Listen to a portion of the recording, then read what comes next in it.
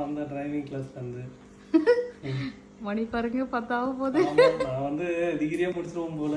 இதான் போயின்னு இருக்கிறேன் பார்க்கிங்க்கு. சரி இப்போ எங்க போறீங்க? குளிக்க போறீங்களா? குளிக்க போறேன். வீட்டுக்கு வந்து குளிக்க போயிடுவேன். ஐயோ சோப் இல்லையே.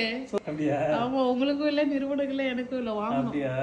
எனக்கு இந்த குளிக்க சோப்புன்றப்பதான் ஒண்ணு ஞாபகம் வருது. நான் சின்ன வயசுல இருக்கிறப்போ ஒரே சோப்பு தான், லைபாய் சோப்பு. அந்த லைபாய் சோப்பு பெருசா 12 ரூபாய்க்கு விற்கும். அந்த 12 ரூபாய் வாங்கி எங்க அம்மா என்ன பண்ணுவோம், 3-2 கட் பண்ணி உன்னை எடுத்து வீட்டுல வச்சிருவாங்க. மீதி பாதி தான் வச்சிருப்பாங்க. நாங்கெல்லாம் கிணத்துக்கு தான் குளிக்க போவோம். வீட்டுல நாங்க குளிக்க மாட்டோம். இப்பதான் வீட்லயே குளிக்கிறோம். அப்பெல்லாம் கிணறு, ஏரி, குளம், குட்டை எல்லாம். ஆமா சோப்பு பெரிய சோப்பா இருக்கும், அதை கட் பண்ணி கொடுப்பாங்க. அப்புறமேட்டு வந்து அந்த மினி சோப்பு ஒண்ணு வந்தது, அதுல 5 ரூபான்னு வரும். அதையும் தவிர்த்து அதுக்கப்புறம் 2 ரூபாயில கூட வந்தது. 2 ரூபாய் சின்ன சோப்பு ஒண்ணு இருக்கும், ரொம்ப சின்னதா. அம்மாம்ல இதெல்லாம் ஒரு நாள் 2 நாள் குளிக்கலாம். 5 ரூபா சோப்பு ஒண்ணு இருக்கும். ஓகேவா? நாங்க யூஸ் பண்ண சோப்பு வந்து பாத்தீங்கன்னா அம்மா சோப்பு சாரி லைபாய் சோப்பு.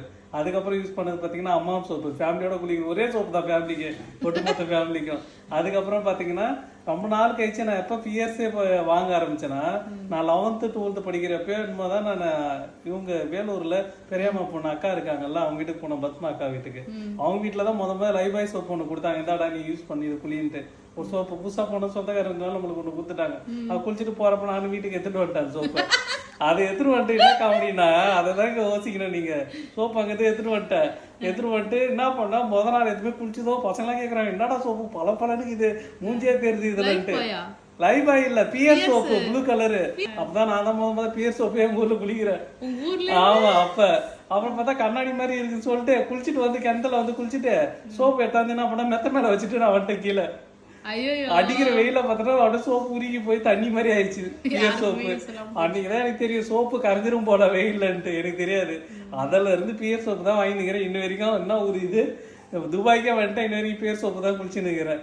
அது இல்லாம பாத்தீங்கன்னா ஷாம்பு வந்து பாத்தீங்கன்னா எனக்கு தெரிஞ்சு ஒரு ஷாம்பு பாத்தீங்கன்னா நான் யூஸ் பண்ணது வந்து சிக் ஷாம்பு. அது இல்லாம பாத்தீங்கன்னா ஆல் கிளியர். இது வரைக்கும் ஆனா எக்ஸாம் கிளியர் பண்ற மாட்டேன், டிரைவிங் எக்ஸாம் யூஸ் பண்ணது ஏன்னா ஆல் கிளியர் தான். ஆல் கிளியர் ஷாம்பு இது 2 தான் யூஸ் பண்ணேன். அப்பெல்லாம் நான் என்ன நினைப்பேன்னா, ஊர்ல ஒரு கல்யாணம் கச்சேரி வந்துச்சுன்னா போதும், கிணறு ஃபுல்லா அப்படியே கலர் ஆயிடும். ஃபுல்லா பார்த்தா ஷாம்புன்னு வர, சோப்புன்னு வர, ஃபுல்லா கிணத்துல தான் குளிச்சு கிடப்புனாங்க.